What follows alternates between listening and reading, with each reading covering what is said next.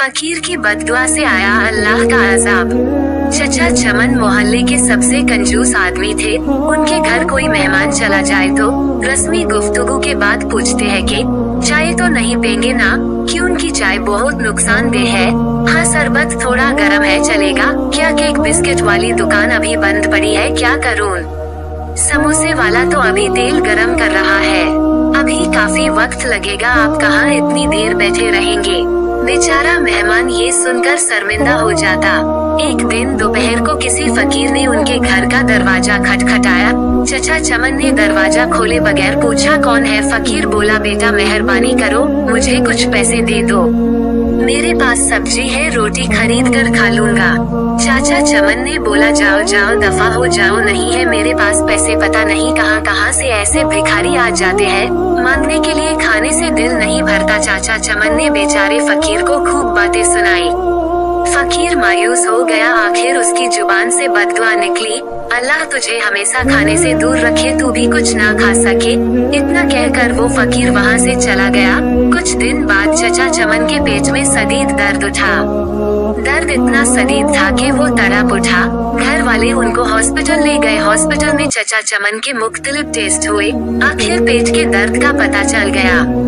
डॉक्टरों ने हिदायत की कि 15-20 दिन तक हॉस्पिटल में ही रहना होगा ताकि मुकम्मल इलाज किया जा सके। हॉस्पिटल से जब घर वापस आए तो कमजोरी से निढाल थे, बहुत बुरा हाल था।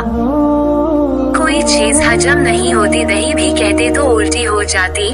डॉक्टर के पास जाते तो वो कहता कि शायद आपने बदपरहेजी की है। टेस्ट करवाते तो सब ठीक आता, दवा बाकायदगी से इस्तेमाल करने के बावजूद तबीयत संभलने में नहीं आ रही थी। रंग पीला पड़ गया था, थोड़ा सा खाने से भी उल्टी हो जाती। चचा चमन की रातों की नींद उड़ चुकी थी, उनको मौत का खौफ होने लगा। सोचते सोचते उन्हें नींद आ गई। ख्वाब में देखा कि पुलाव की देग के पास बैठे हैं, वो सबको चावल बांट रहे हैं। सुबह उठकर चचा चमन ने घर वालों को अपना ख्वाब सुनाया तो उन्होंने मशवरा दिया कि गरीबों को खाना खिलाओ। चचा चमन ने खीरो बावर्ची को बुलवाया और उससे पूछा कि पुलाव की 10 किलो की देग पर कितना खर्चा आ जाएगा। बावर्ची ने खर्च बताया। चचा चमन 10 किलो की देग पर होने वाले खर्च का सुनकर बड़े परेशान हुए, लेकिन फिर सोचा कि शायद खैरात करने से मैं ठीक हो जाऊं। उन्होंने इतवार की एक दोपहर को ये मुश्किल मरहला तय कर ही लिया। मोहल्ले के नौजवानों की मदद से मोहल्लेदारों और गरीब लोगों को खाना खिलाया। चचा चमन अब काफी पुरसुकून रहने लगे, लेकिन जब उस फकीर का ख्याल आता तो फिर वही मनहूस दर्द शुरू हो जाता। कई दिन ऐसे ही बीत गए। एक शाम को किसी फकीर की आवाज आई, अल्लाह के नाम पे दे दो बाबा। चचा चमन भाग कर गए तो देखा कि वही फकीर खड़ा था जिसने उन्हें बददुआ दी थी। चचा चमन उस फकीर का हाथ पकड़कर अपने घर के अंदर ले आए। फौरन ही उन्होंने अपने बड़े लड़के को होटल से कई किस्म के खाने लाने के लिए भेजा।